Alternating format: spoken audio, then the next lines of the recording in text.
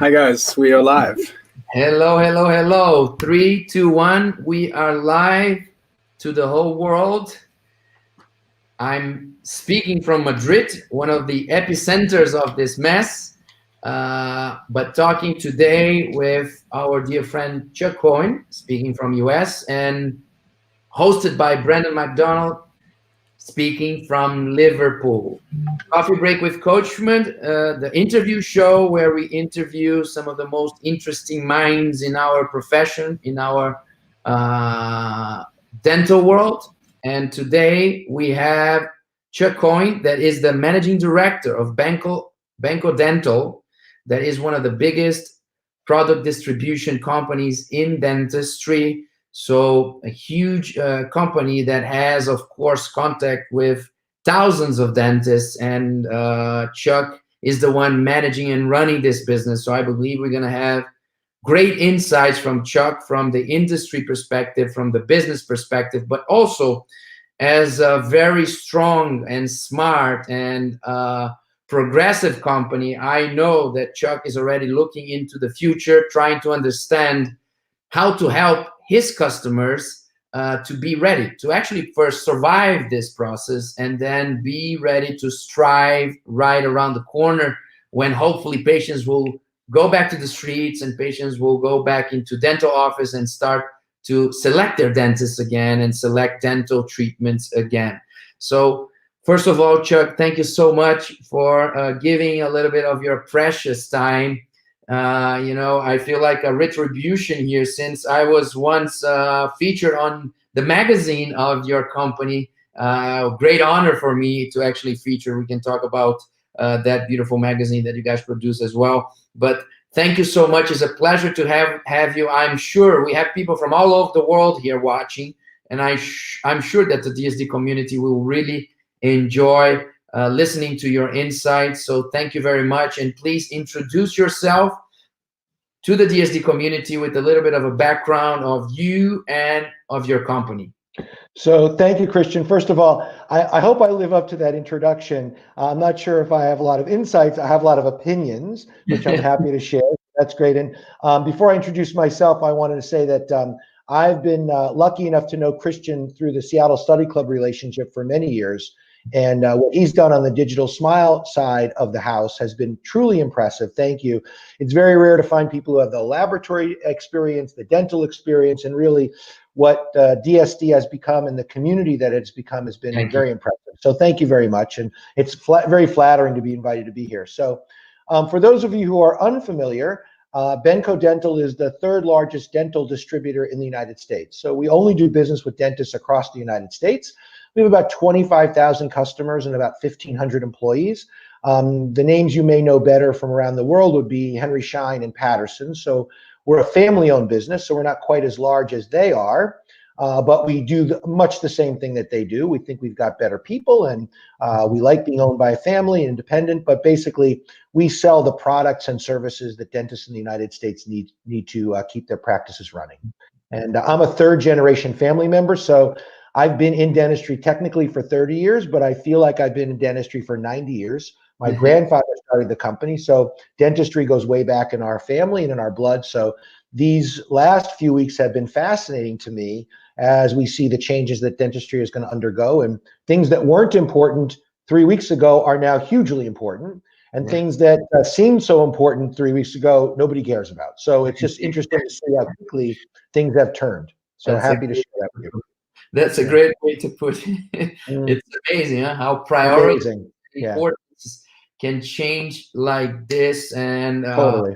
Just because of that, we can already, of course it's hard what is happening, but we can look at this thing as a lesson, as something we try to see in a positive way. We have to see it in a positive way.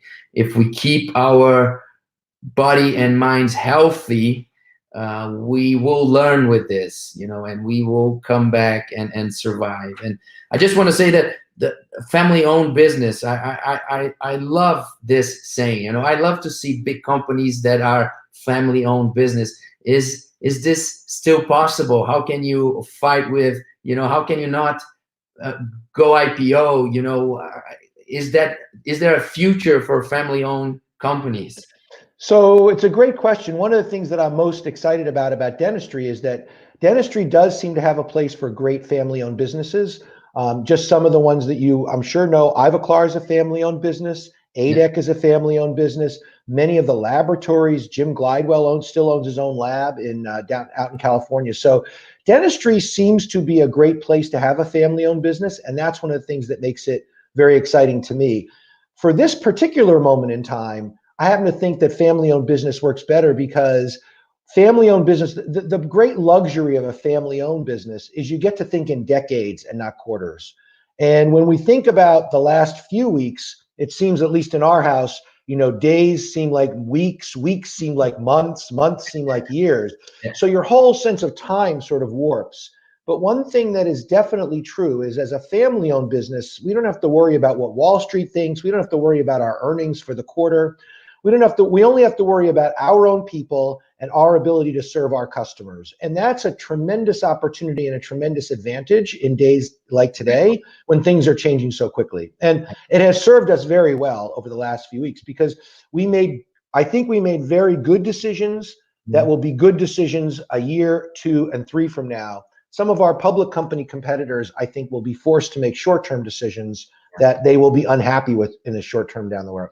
That's good. I was gonna continue asking you, because on tough moments like this, you need to make decisions. Of course, even though it's a family-owned business, it's a company, so it needs to profit and so on. Yeah. But you definitely probably agree with me that as a family-owned business, on tough moments like this, you can make decisions, a little bit more human decisions and less money decisions. Absolutely. And so, like, I'll give you an example. We 3 or 4 weeks ago, life was fine for us.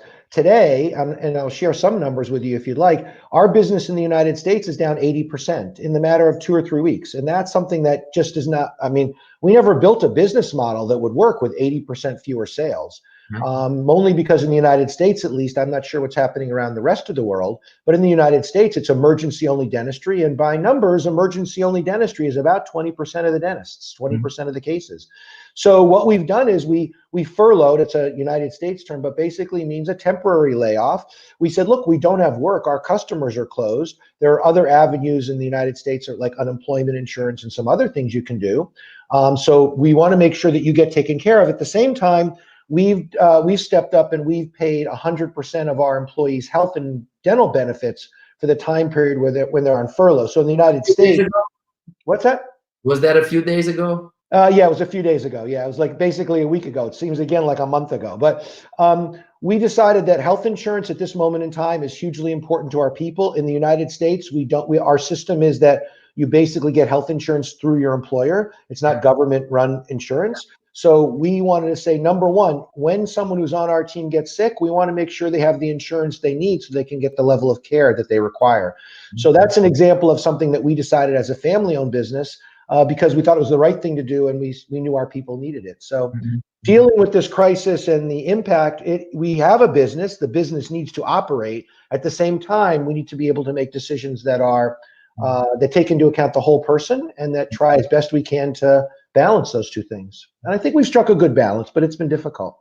Actually, I saw online that your company was rated as one of the best companies to work for, right? Yes, that's probably my proudest achievement is that for 3 years in a row, our organization, Benco Dental, was one of the top 20 best places to work in healthcare. And we're of the opinion that we've got great products in stock, but it's the people that make the difference. And that way it's no different than any dental practice. I mean, I can tell right away as soon as I walk in whether the dentist knows what he or she is doing or not by the quality of their team. If they've got great teammates, they've been there a long time, they take care of the patients, I know it's a great practice. We feel the same way. So we're only as good as the people we have. And being named one of the best healthcare businesses in the United States to work for has been a huge accomplishment. I'm very proud of that. Congratulations. But do you guys hire dentists? Every once in a while we hire dentists. And I know this will come as a shock to you, Christian, but we sometimes hire dentists to sell to other dentists, but dentists sometimes don't like to listen to other dentists. I'm not quite sure what's going on there, but we have tried that and we have not had good success with dentists as salespeople because they look at another dentist and they say, I don't know that I want to listen to you. Yeah. So other than that, we haven't had a lot of success with it, but Maybe every once in a while we R&D do. or marketing or other Yeah, areas. other things, not in sales though. I'm starting to research with my friends. If everything goes down for us, I have. I'm not worried about you. You'll be just fine. So, so let's start with an initial, more personal take on this whole crisis. Well, what is your take on this? What is your initial message to people about what is going on? So let me give a quick overview of how things unfolded, at least in the United States, and then I'll tell you a little bit how we dealt with it, if that answers the question. So, Yeah. we in the United States, and if the people on the call already from the United States, you'll know this already, but two or three sentences. So we saw the events unfolding in China. And one of the things that I have found very frustrating, I don't want to get into a political conversation, but it seems like as a society, we just didn't deal with it well at all. And I found that very frustrating. If you would have said to me 3 or 4 weeks ago that as a society in America, we would be facing this pandemic when in fact we saw what happened in other nations first, I would say that would be very disappointing to me, because we really are better than that. And that's frustrating. So in the United States, we first started, the topic started getting on the radar screen in February. In March was when things started really getting interesting / scary. And predictions started to happen that, at least as a business owner, I didn't want to believe. I mean, I know that this sounded very outlandish to me, that everything would happen. From a dental perspective, on March 16th, the American Dental Association said that all dental care in the United States should go emergency only. So prior to March 16th, most every dentist I know was open and doing well, and our business was good. Dentists were busy. I was under the assessment that dentistry is healthcare, so healthcare is going to stay open. It's essential. And frankly, our sales of masks and gloves and other things seem to be doing well. So we were having a very good few weeks and things were good. I think it was the right decision as a society in America to shut down all non-essential healthcare at about mid-March, so that as a community, as a nation, we could go and fight COVID-19 from the front lines. And the theory in the United States is, what do we need to do to make sure that our frontline healthcare workers have all the resources they need to fight COVID-19? And so from that perspective, it makes sense. From a dental perspective, it's very frustrating. I know it's frustrating for dentists, and some dentists are still saying things like, who is the ADA to tell me to shut down? I want to do what I want. I personally don't believe that. I think the answer is dentistry is an essential part of the healthcare community. And right now, the healthcare community needs to focus on COVID-19, period. That's all. That's what we need to do. So how do we deal with this as an organization? It was tough. We had to figure out very quickly, as best we could, how this was going to impact our organization. So number one on the list, exactly what you said, is we've started focusing on the health of our own people, because without your own health and without your own energy, you can't deal with a crisis like this. So, with all the challenges that we've all had, we keep coming back to, we've had one employee, one associate who seems to have the virus and is not doing that well, but we think he'll be fine at the end. We've tried to keep our people safe as best we can. We've had everyone work from home from the perspective of, the less interpersonal contact we all have, the better. Basically, number one is safety. And number two is, what do we need to do to take care of our customers? So, when customers have an issue, we want to be open and available. At the same time, many of them are closed. So number two is, what do we need to do to take care of our customers? And then the third thing is, our senior team, our leadership team, a group of about 9 people, got together almost all week last week. I think we might have worked 100 hours trying to figure out what to do about pivoting to make sure that we survive and thrive through this crisis. And that involved a furlough plan, a personnel plan, a safety plan, a communication plan, making sure that our people understood and our customers understood what we were doing, and most importantly, the why. So the third insight that I would share, so the first insight is, it's all about health. Second insight is, what do we need to do to take care of our own customers? And the third thing is, how do we get a team together and make sure that team does excellent work? And the fourth insight that I would share is, and I think as leaders, we often forget this, is it all comes down to explaining the why.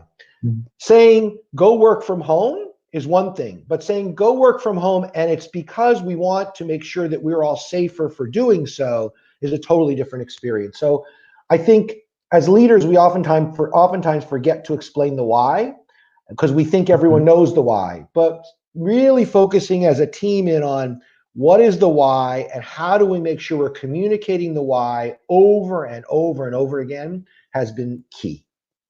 So those are the four. I don't know if that's helpful. Those are the four insights that I would share with you as a team dealing with this crisis. I think it's very, I've been talking to so many super cool, smart people, and then it's on a moment like this, it's very hard to transmit recipes, do Yep. this and this and this, but I think these four things they match more or less what our general manager shared on Tuesday, actually on the interview as well, and it makes total sense. Now,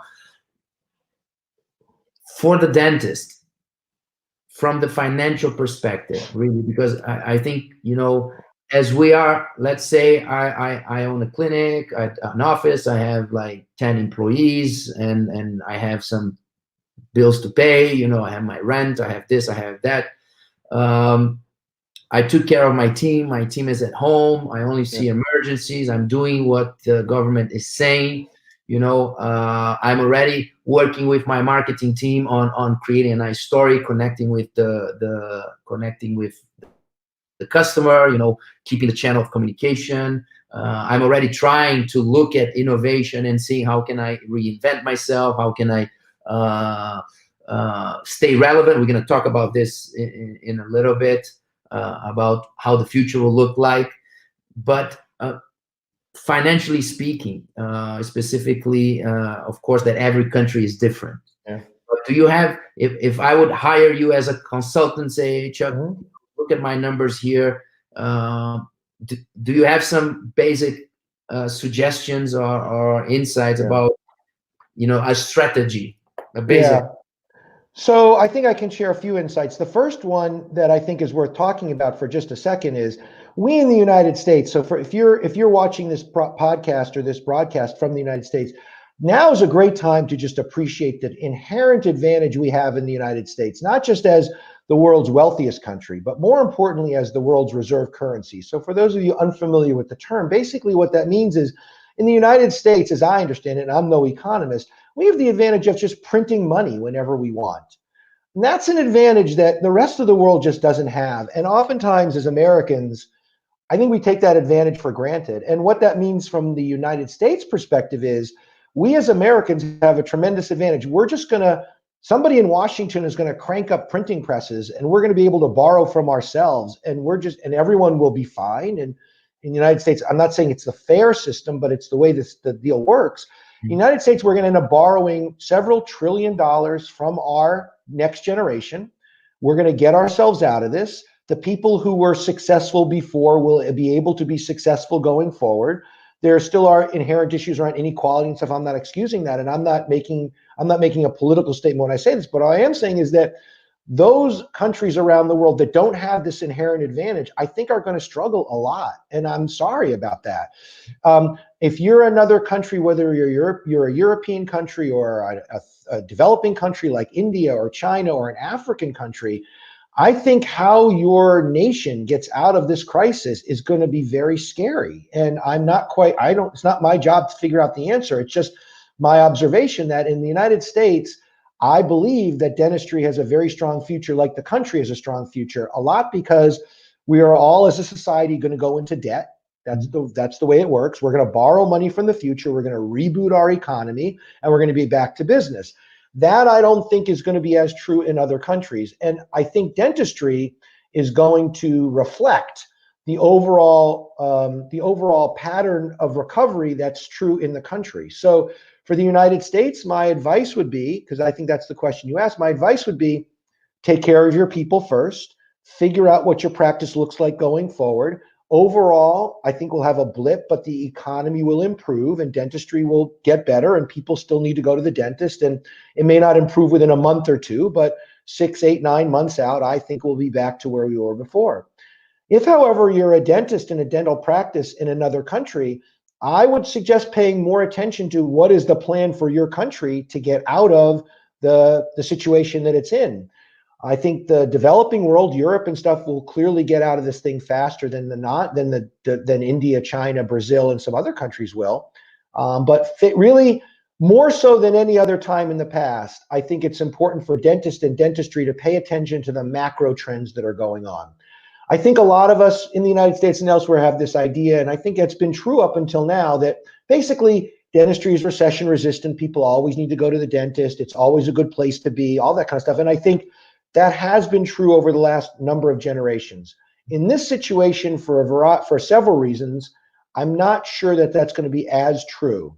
So unlike past crises, I would very much encourage everybody to pay close attention to the way and techniques and systems and processes that are going to be local to your area in getting out of this crisis. And then, make decisions accordingly, and I would say don't overinvest too quickly if your country is going to take longer to get out of this thing. If you have more stringent regulations that you need to deal with from a healthcare perspective, I think that's definitely be true and going to be true country by country. Make sure you're really wired in on that and don't overinvest too quickly in things that will not work going forward. Making sure that you're attuned with the patients and how much money they have to spend in your practice would be important. So these are the kind of things that have never been true in dentistry before, but I think are true at this moment.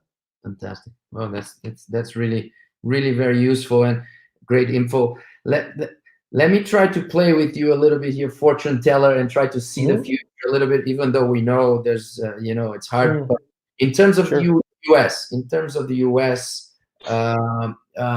if we try to see the health crisis as something that usually takes 2 months, to stabilize, then people will go back to the streets, kind of normal, and then people will say, I'm not going to go to the dentist right now, and then after a period of time, I'm going to go back to the dentist, but just the basics, all the way to the moment that people will buy 10 veneers just because they want to look better. What is this scenario in terms of months that you see in your mind? Yeah, so there's a couple of assumptions that I just want to make, and then I'm happy to do my best predicting, which probably will be wrong. But this is different than other crises in the past, and it's really in the way we're viewing, it's really got two different basic assumptions built in, two different tracks, as it were. Number one is, what is the healthcare situation? And number two, what is the economy situation? So the healthcare thing, I think, is something we need to talk about first. If we can develop a vaccine, and if we can develop a test, and if we can quickly quarantine those people who have this disease, and we can get Americans, whether in or out of the healthcare system, to understand how to put this COVID-19 in a box that we can deal with, that's going to be one track.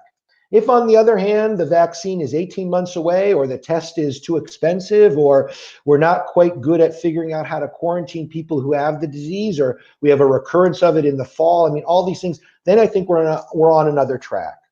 And then there's the economic deal, which is how fast will the economy improve, and how quickly will people in America and around the world not just go back to the dentist, but go back to any social setting. So when will I not just go back to the dentist, but when will I go back to the movie theater or a restaurant or my church or my synagogue or wherever, any kind of gathering. So let's do the first one first. I am an optimist, and I do believe that there's enough talk, and at least in the United States, we have a very wealthy society, that we will soon have a vaccine and a test and the tools we need to, in my mind, again, what do we need to do to put COVID-19 in a box, in a manageable place where we say, like every other disease, we understand it and we can put it in a box and we can deal with it, right? So I'm hoping that there's enough irons in the fire that can happen within a few months, and we can return to some sort of a normal, whatever normal looks like, society world.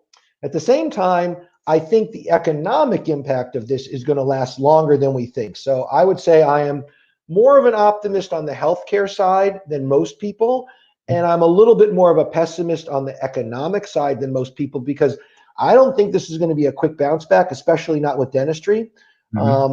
I think we're looking at probably through the summer, and maybe we'll be lucky and things bounce back near the fall. But there's the infection control issue makes it more challenging than just an economic issue.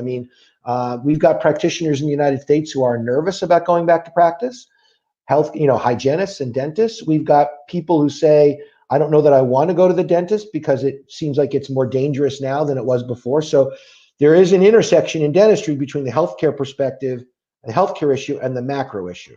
So that's so the specific answer is, I'm thinking in the United States we're going to be closed until the middle of May. Then things are going to reboot on a market by market basis. I think we'll return to some sort of normal life for the summer. I still think people will hold off on some unneeded care for a while, but I'm sort of with the experts when I say I think we're fooling ourselves if we think this thing won't come back in the fall on some sort of a minor level, market by market. So that's what we're planning for. Does that answer your question? Yes, totally. And so you touch a little bit on a topic that I want to explore now, that is what is the new normal, and I'm with you. I'm an optimist as well, but I think that this, people say, we have short memory. In 1 year, will not remember, will become something distant. We are back to normal. I believe that this crisis will generate lasting changes in behavior. I think so too. So let me give you a couple of ideas that I think are worth everyone considering. The first one is I've been in the dental business for 30 years, 25 to 30 years. So I remember the AIDS crisis of the 80s, and I lived through it. The difference between this, and I don't think people really have thought enough about this. So I'm a little older than Christian, despite the fact that I don't have the beard that he has. So he looks a more mature, I would say. But I'm around longer than he is. I'm around longer than you are. But what I would say is, going through the AIDS crisis, the interesting thing to me was the practitioners were worried primarily about cross-contamination. So as a consequence, it was, what do I need to do to make sure that, Mrs. Jones's germs don't infect Mr. Smith, right? And it was all around cross-contamination. And the other thing it was all around was the idea of universal precaution. So I think this is a worldwide phenomenon, but at least in the United States, coming out of the AIDS crisis, we were very focused on universal precautions, meaning we treat every patient as if that patient might be an AIDS carrying patient. We don't discriminate. We don't even ask questions. We don't say, do you have it or not? We say, we're assuming that you have this problem, this infection control issue.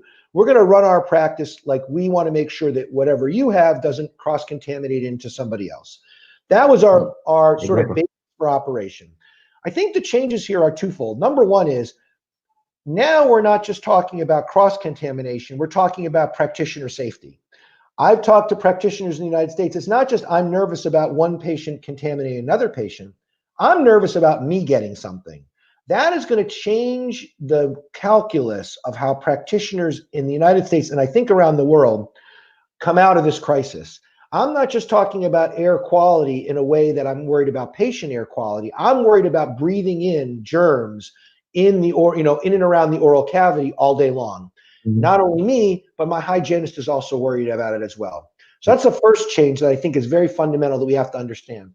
The second change that's very fundamental that we have to understand is, I'm not sure that universal precautions are going to be the way we go going forward. I can certainly listen, I would love everyone to do universal precautions, but if in fact we live in a world where there isn't a clear vaccine for COVID-19, and we can clearly figure out who has COVID-19 by pre-testing all of our patients before they walk into practice, I can very much foresee not the end of universal precautions, but a change in universal precautions where we might say, I'm sorry, Mrs. Jones, you are testing positive for COVID-19. You have two choices. You can either go over here to the special operatory where we're going to treat you slightly differently than other patients, or we can reappoint you for a time down the road where you are over this illness. But I think it's going to call into question this idea of universal precautions that we've been using for a generation in dentistry.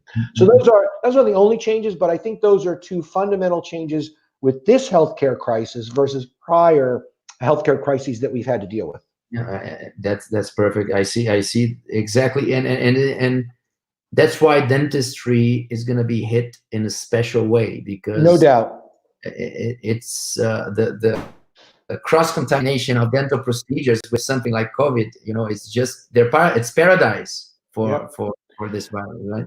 But the difference here, though, and just go back to the AIDS crisis from years ago, right? The AIDS crisis, at least in the United States, was a death sentence at that moment. If you got AIDS, you would die.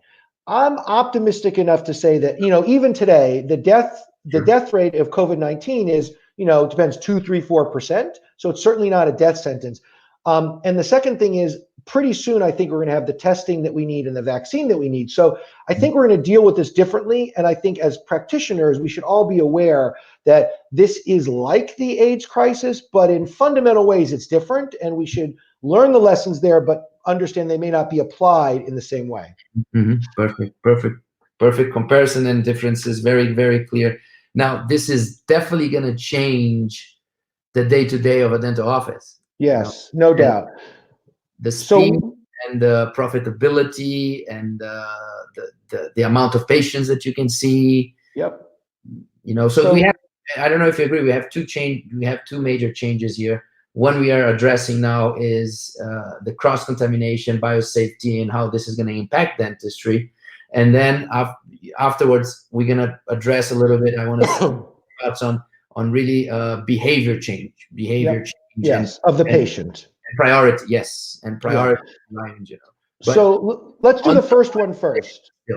On the biosafety, the daily work. Yep.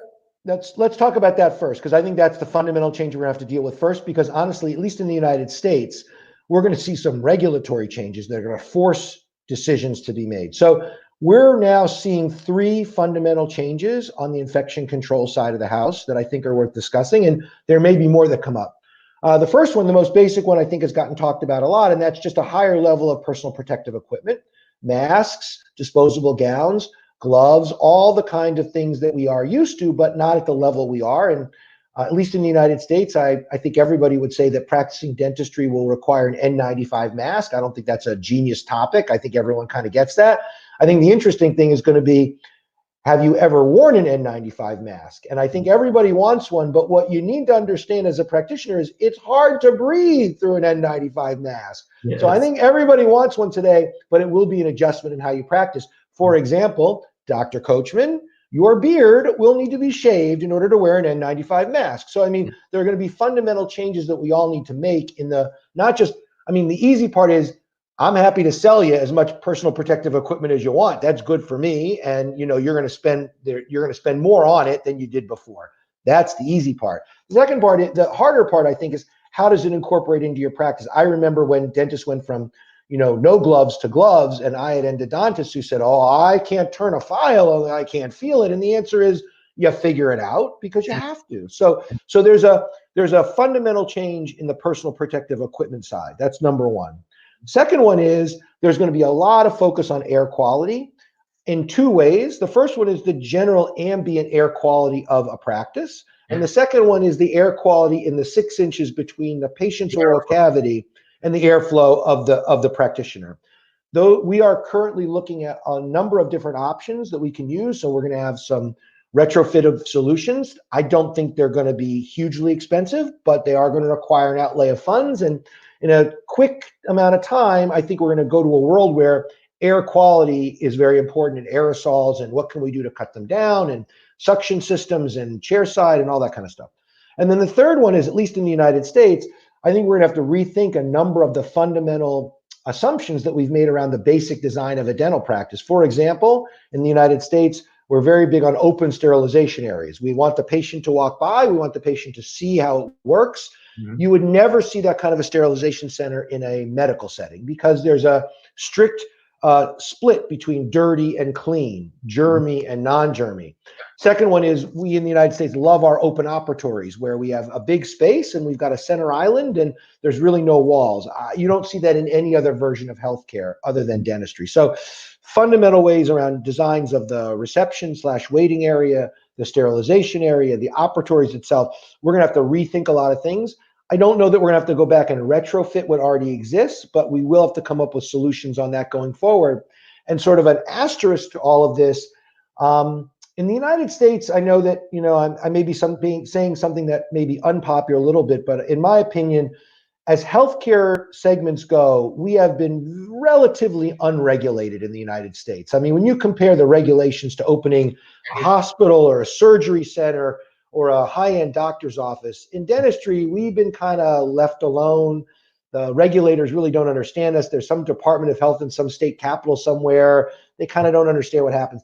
I'm not sure that we get away with that going forward. I'm not saying it's a bad thing necessarily, but I do think that going forward, the level of regulation by the state departments is going to be higher than it has been. As you said, I think we're going to figure all those things out, maybe, I don't know in how many months or years, and we're going to find the solutions, and company will create new equipments and protection and protocols and workflows, and we're going to have courses about how to do that and how to train the assistant and how to clean the rooms in between patients and change the architecture and the display and the ergonomics, and in 2 or 3 years is going to become the new normal, as we say. Absolutely. It's going to have to, and because this is not the last time that as a society and as a profession, we're going to have to deal with something COVID-19. I think this is the first. I would be surprised if in 2 or 3 years there's not another version of this. And on the one hand, I'm excited about it because I think in our organization we're looking forward to helping dentists get through this crisis. There will be dentists who say, "Oh, you really like this because you're going to make more money." I mean, honestly, nothing is farther from the truth. Our family has been in the dental space for 90 years. We really feel that our mission, listen, we're here to make money. I'm not saying we're a nonprofit organization, but what we mostly do and do very well is help dentists figure out how to drive the profession forward. So we really view this as a mission. We've empowered a task force internal to our organization to try to figure out what is the new normal, what does the future of dentistry look like, and how are we going to make sure that we are key to that future? So I'm seeing that you're very, very knowledgeable on this specific topic, meaning you've been talking with your team about these issues, and you guys are working on possible scenarios and possible transitional phases and possible solutions and things like that. And that's amazing. Actually, we have a very strong international group of opinion leaders that I was picking the best experts on cross-infection and contamination and biosafety to bring together and do a special edition of this show. I agree. So I actually want to already live invite you to be part of this. So I don't know. 100%. Happy to do it. Yeah. And I do think, by the way, that's a good call because I think sometimes the dental community wants to figure this out on their own. But in this situation, especially, what we're seeing is you cannot ignore the supply chain anymore. The supply chain is key to what happens because you can make all the best regulations ever, but if they can't make enough N95 masks, it doesn't matter. So I think, a cross-functional team is really the way to solve the problem and solve the challenge. So you're invited. You're gonna be in this.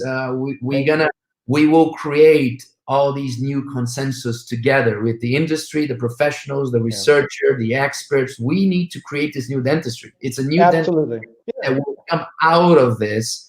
And probably what we're going to do that we have to do now will protect us for the next few decades. And we'll absolutely for the next few decades, And protect is the right word. And again, recognizing that the practitioners, to a certain extent, are viewing themselves at risk is a key change here, especially in the United States, where the average dentist is a male in his or her, his upper 50s. So when you look at the profile of people who have the worst cases of COVID-19, they really look like dentists. And so in the United States, at least, we have to make sure that the practitioners feel safe practicing dentistry. Otherwise, the whole system breaks down. As I said, I'm sure we're going to find the solutions together, industry, researchers and professionals to develop these new protocols and then go back to the industry and say, this is what we need, and then produce the new instruments, equipments, and gears, and etc. What probably scares the most, even the optimist guys like me say, this is going to be in 1 year. What probably people are very concerned is the money that I have in the bank cannot make me survive more than 3 months without seeing a minimum of patients. And once I go back in 2 months seeing patients, I'm sure that patients will demand and regulation will demand things that are not ready yet. And I will be stuck seeing 1 or 2 patients a day probably. And maybe I'm going to go bankrupt. So I believe that we will have to develop an improvised transition to allow them and mainly on countries that are not like US, that Yeah. don't have this, or Europe that the government can support, like in It's Brazil. going to be hard.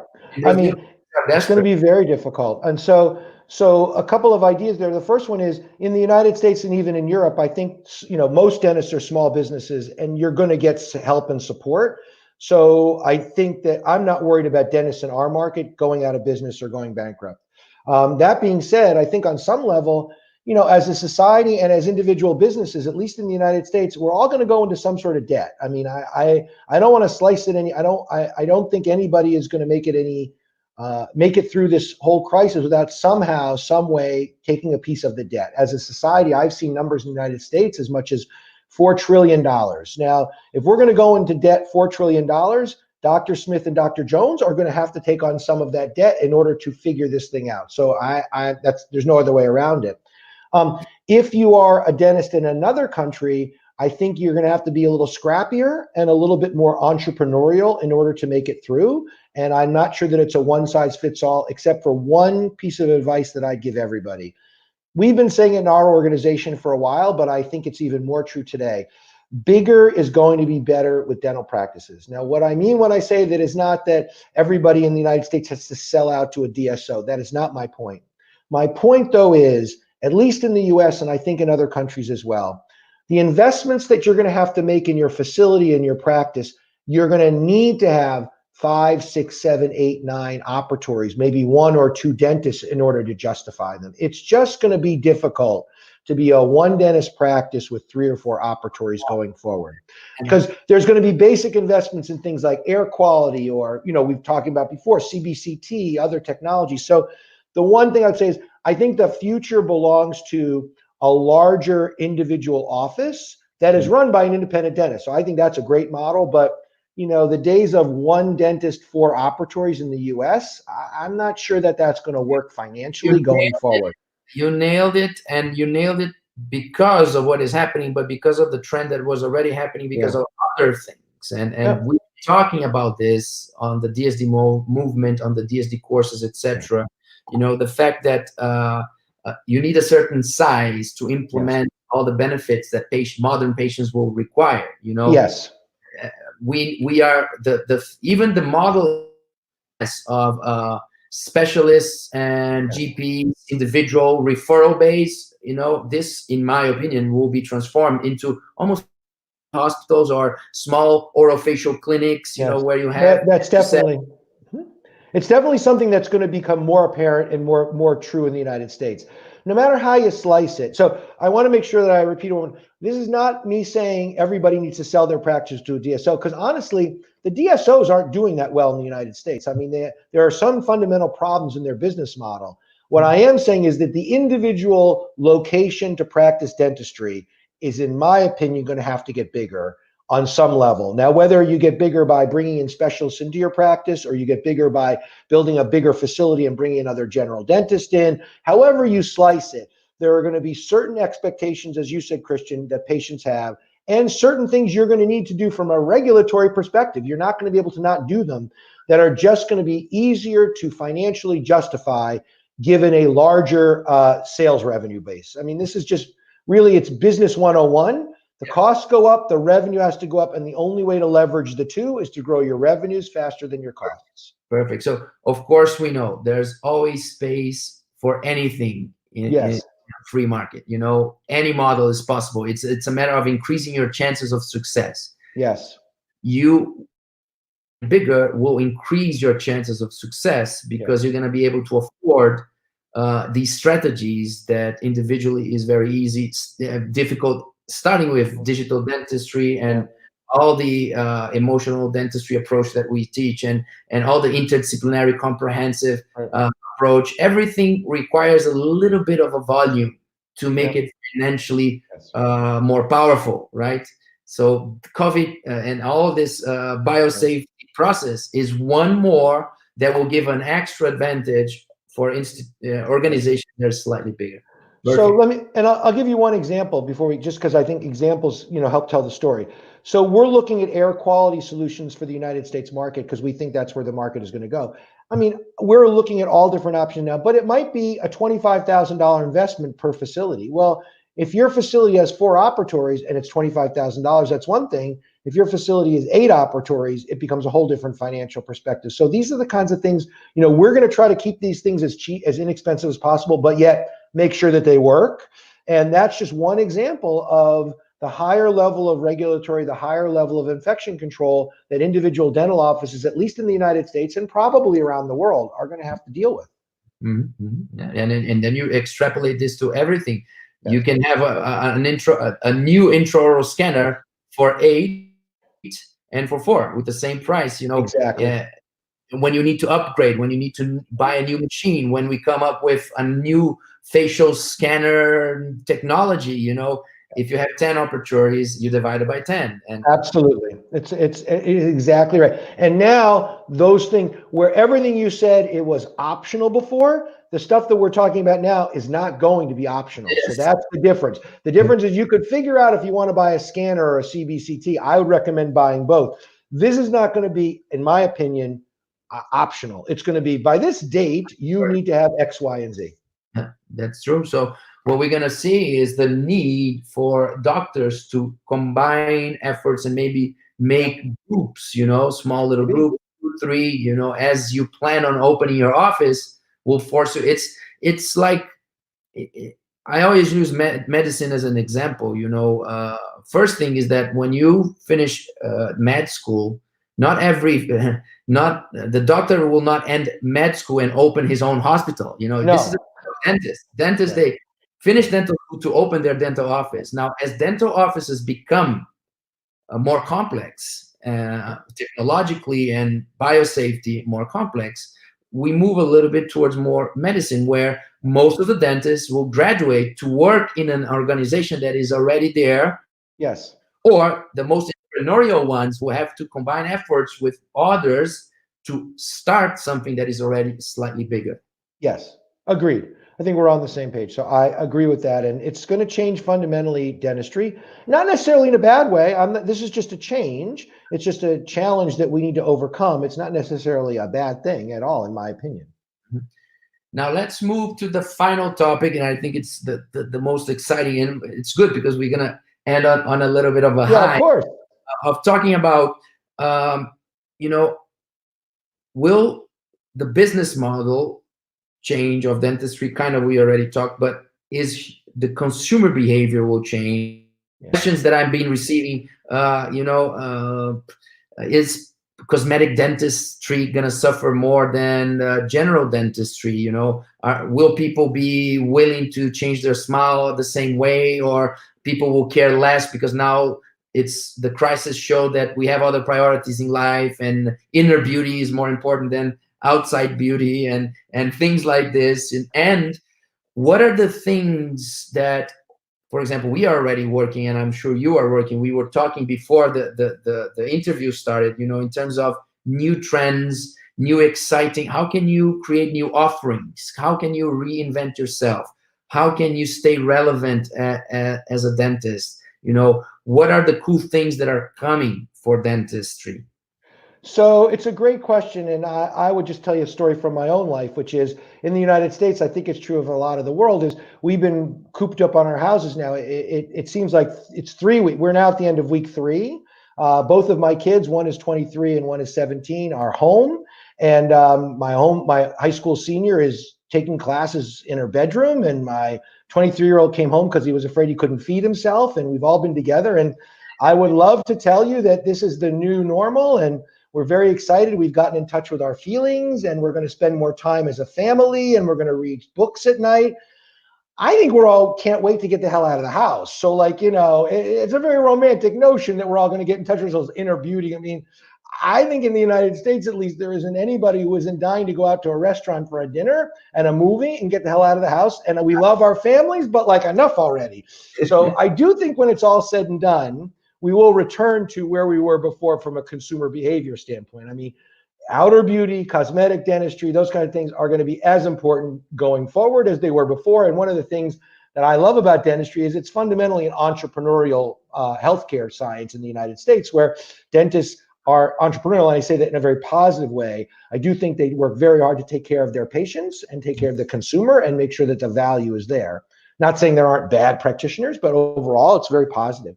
That being said, I do think that we're going to have some ramp up as number one, in the United States and around the world, we deal with the overhang of the economic side of it, because if people are laid off, they're not going to have as much money to spend on dentistry. So that's a fact.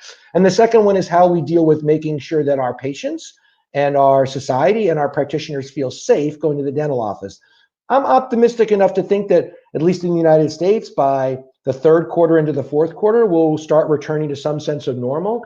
I mean, I think we also have to recognize, at least in the States, we were riding a 10-year wave of economic growth, which never happened, literally never happened before in the history of the numbers. So are we going to get all the way back to the way things were in January and February by December? I'm not saying that. I think in some fundamental ways, this is going to look like a standard recession. We're going to have a pullback. People are going to have less disposable dollars to spend, and that's just the way it's going to work. That being said, I do think that we will overcome the challenge of economics and the challenge of the healthcare infection control piece, and we'll be back on a positive track going forward. And then we'll be able to use all this cool technology and all the great techniques we have to create wonderful smiles and great healthcare for the patients that we serve. I love positive. I need that. I'm always trying to keep people positive, but I don't know. Yesterday and today, this morning, I was like, oh my God. It's hard. You get up every day. Like in the United States today, it's Friday, right? So it's exciting. Tomorrow's the weekend. You look around, it's the same. Like I'm wearing the same sweatpants. The family still hasn't gone anywhere. There's no special event. I mean, it just one day goes into the next. And so it's hard not to get down. But fundamentally, I'm as bullish on dentistry as a profession and as a service and as a healthcare system today as I was 2 or 3 weeks ago. So that has not changed for me. There will always be ups and downs in every profession, but the professionals that we serve and the patients that they serve are fundamentally going to need the services that we provide. So I am very bullish on the future. It's a temporary setback. We're going to figure it out. But when it's all said and done, dentistry is a great place to be. It's my favorite area of healthcare. And I encourage everyone to recommend that their kids become dentists, because dentists will never go out of style. Dentists will always be there and always be needed. Cool. Any new specific offerings, services or treatments or technologies or equipments that you see coming, that you believe these modern offices should invest on to differentiate themselves when we are back? Yeah. So I'm very bullish on 3D. I think, at least in the United States, the recommendation is if you're doing endodontics, which is basically every general dentist, you need to be working from a 3D image. So if you haven't thought about 3D, now is a great time to think about it. The prices have come down dramatically. You may have looked at it 5 years ago and said, oh my God, I can't afford it. Now's the time to look again. The scanners into the mills and the single unit, single visit, single unit, posterior crown machines are the way to go. So I think starting with scanning and getting rid of the impression material and then moving in towards a milling experience, I think is a great place to be. And then just overall improvements in whatever makes you as a practitioner more efficient. So whether it's loops or high-speed hand pieces, new equipment, whatever, as a practitioner, you can be more efficient, because the one thing we talked about earlier that I think is true absolutely going forward is we need to have the practitioner be as efficient as possible with his or her time. So those are the 3 things I recommend. And then we're all looking at these new things around the infection control challenge we have, but I'm leaving that aside. In order of importance, I love 3D. I love scanning into the milling process, because I think posterior single visit crowns are where to go. And then anything that makes you more efficient about the dentistry that you practice. Pragmatic, straight to the point. Great insights, great advices, Chuck. For us to finish here, a final. You already gave many positive messages, and I really love that. You made my day here with good messages, and the whole world is looking to US. The leaders of the free world. And with all the things that we can command here and there, US has been doing an amazing job since 100 years, leading our free world. And when we look at US, the news and everything, and you start feeling that it's going to hit hard US, the rest of the world is like, holy cow. Yeah, yeah, agreed. Right? And to have somebody with your know-how, with your knowledge, giving us these messages, at least me, and I believe everybody from outside US, I think that's a relief. That's good. It's solid, it's realistic, it's not superficial optimism. It's very like down to earth optimism that makes us feel stronger. Even as a owner of a small company here in Madrid that serves, we depend 60% of the US market. Yep. And listening to your words, I can tell you I feel stronger. And this evening when I meet my team virtually, I will definitely have a better energy to fight to them. Look, let's stay strong. There's light at the end of the tunnel. Absolutely. And thank you for saying that, Christian. And on behalf of those of us in America, I would say that, it's been a little bit of a challenge from a leadership perspective. I don't want to get into a whole political thing, but I think we've had a leader who's not exactly as authentic and honest as we would like to see. And I think that's a bit of a challenge. But when it's fundamentally all said and done, other leaders are rising up and taking the role on of, hey, how are we going to get through this together? And I do think that fundamentally this crisis has shown that the United States, as every nation, has weaknesses.